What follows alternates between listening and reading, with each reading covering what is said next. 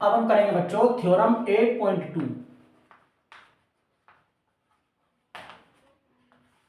Theorem 8.2 में क्या कह रहा है वो, इन अ पैरेललोग्राम, यानी कि पैरेललोग्राम में opposite sides are equal, opposite side equal होती हैं, ये प्रूव करना है।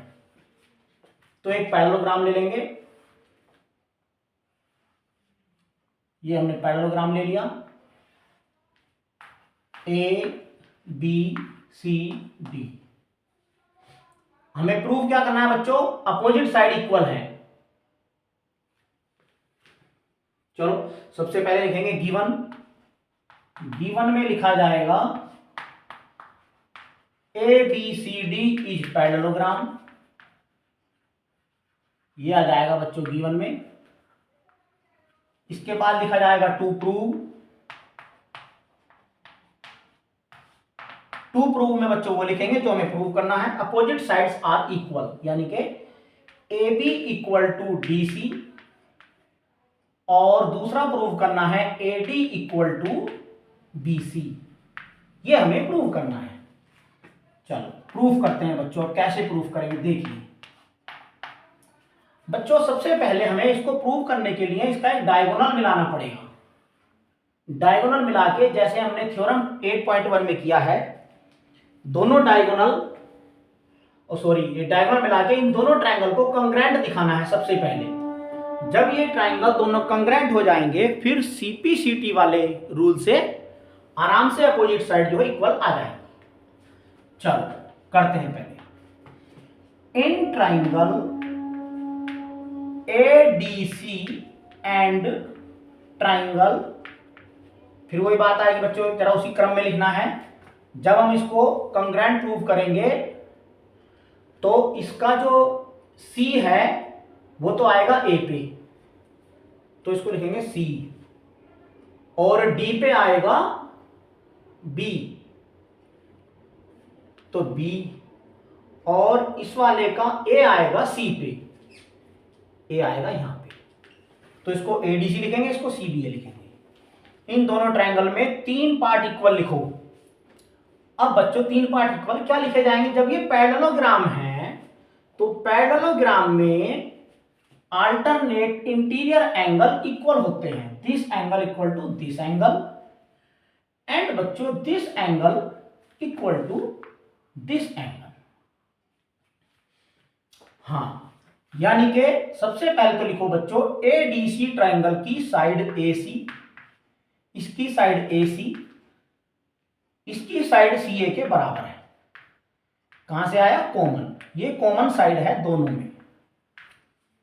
चलिए अब आगे, ये पहले ट्रायंगल का, ऊपर वाले ट्रायंगल का angle D A C, angle D A C बराबर है एंगल बी सी ए। जब इसको डी ए सी लिखा तो इसको बी सी ए लिखेंगे, एंगल बी सी ए। जरा ध्यान से देखिए, डी ए सी, पहले बीच का लिया, फिर पहला लिया, फिर तीसरा लिया, तो सेम बीच का लिया पहले, फिर सबसे पहला बीच में लिया, बाद वाला लास्ट में लिया, इसकी तरह से इसको लिखना है, अल्टरनेट इंटीरियर एंगल, इस वजह से दोनों इक्वल है ये। फिर हम लिख देंगे इसको एंगल, इसको लिखिए बच्चों, angle B A C, sorry इधर पहले ऊपर का इस ट्रायंगल के एंगल लिखे जाएंगे, तो आएगा angle D C A, angle D C A equal to हो जाएगा angle B A C, B A C, ये भी अल्टरनेट इंटीरियर एंगल। अब बच्चों इन दोनों ट्रायंगल में, इसमें और इसमें तीन पार्ट इक्वल हो गए, तो ये ट्रायंगल कॉन्ग्रेंट बन गए। Implies that triangle A D C congruent triangle C B A.